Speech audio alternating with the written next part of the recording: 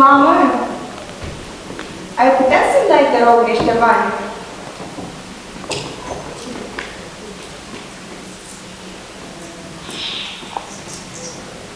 Doar atât?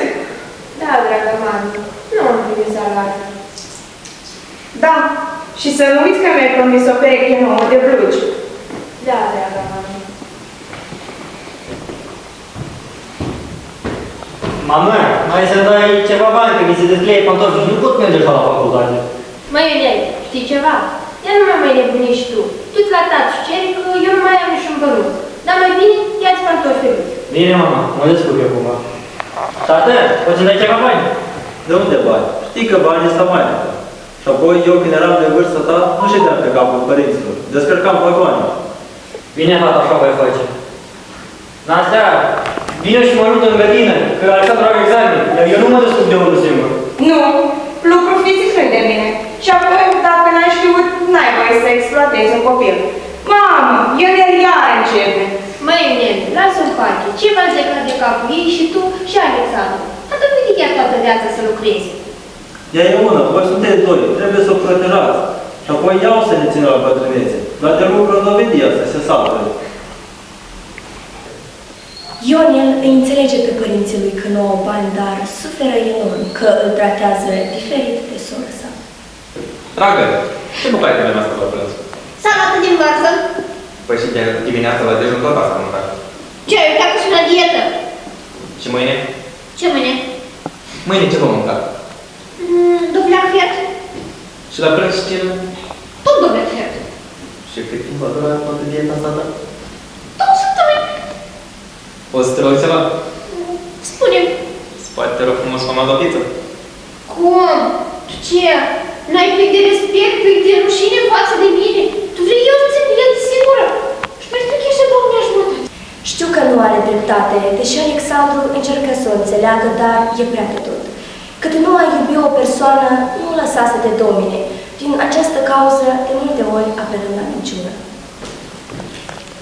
Alo, mamă, salut! Ce faceți? Am mâncat? Poftă bună! De ce sun? Păi sunt prin preajmă și mă gândeam să întreb la voi. Cu Ana? Nu, Ana este la niște cursuri de perfecționare. Da, bine înțelege ce trecem noi. Anișoară, eu plec până la mei. M-au sunat și mi-au spus că trebuie să-i ajut să mute un dolac. În toilete. E nevoie să și eu? Nu trebuie să te deranjezi. Și apoi știi, mamei mele nu-i place când vii în vizită și e dezordine în casă. Bine, transmite salutări. Poftă mare! Mulțumim, treci la masă, cum văd. Nu, că mi-e foame, dar nu pot să vă repus.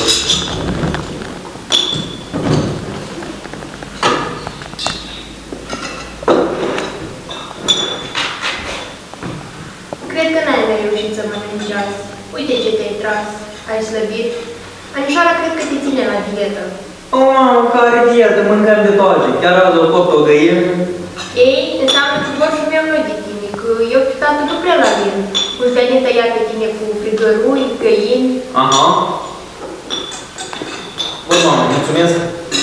A fost aerul, mi-a fost doar în boșul tău. Uneori suntem nevoiți să mințim oamenii dragi doar pentru a salva o situație stupidă și banală.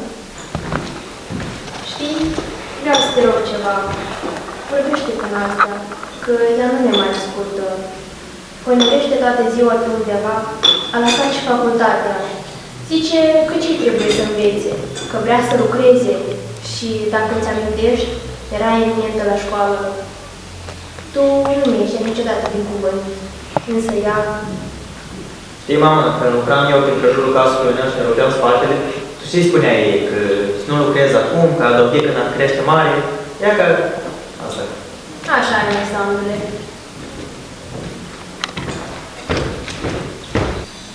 De multe ori suntem singuri vinoveți de ceea ce se întâmplă.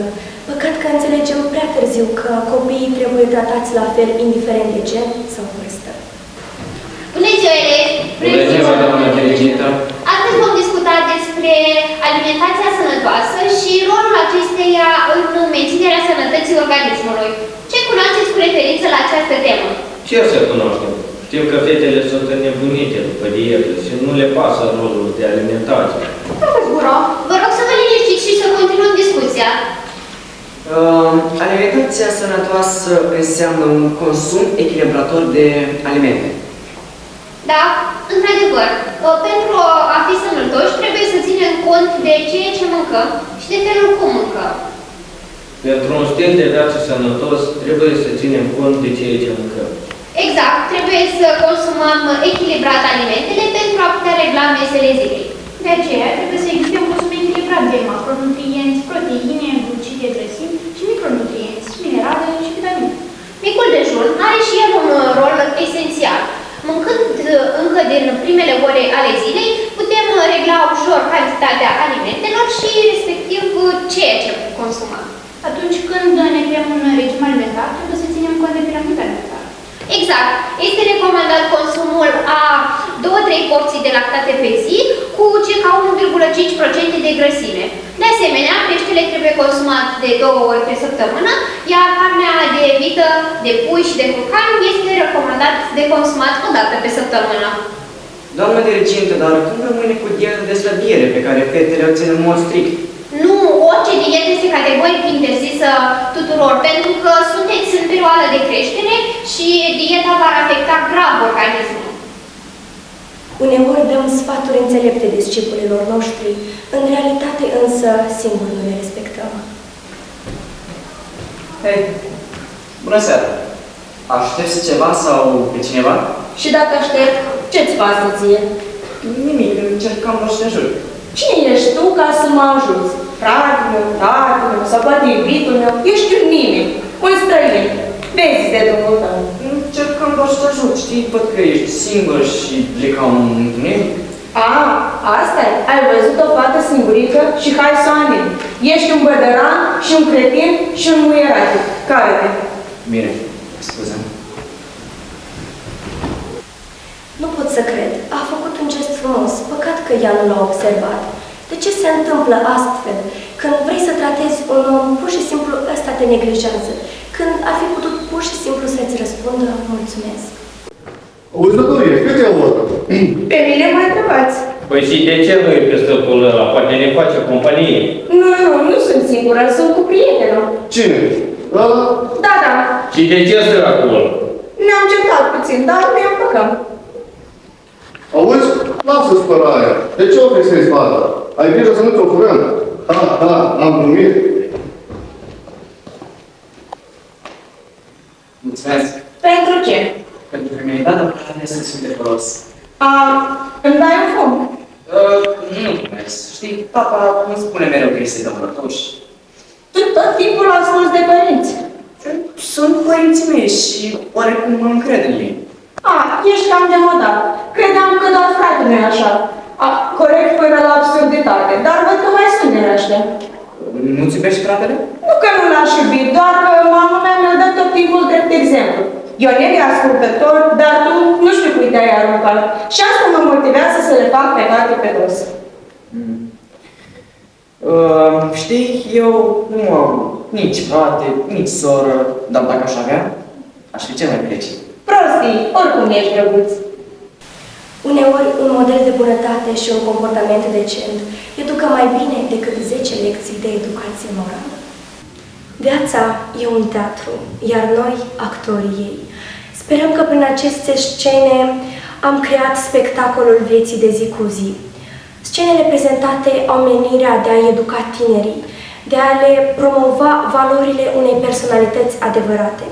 O relație frumoasă de gen, toleranță, empatie și bunătate. Sperăm că am reușit. Rectific un teatru.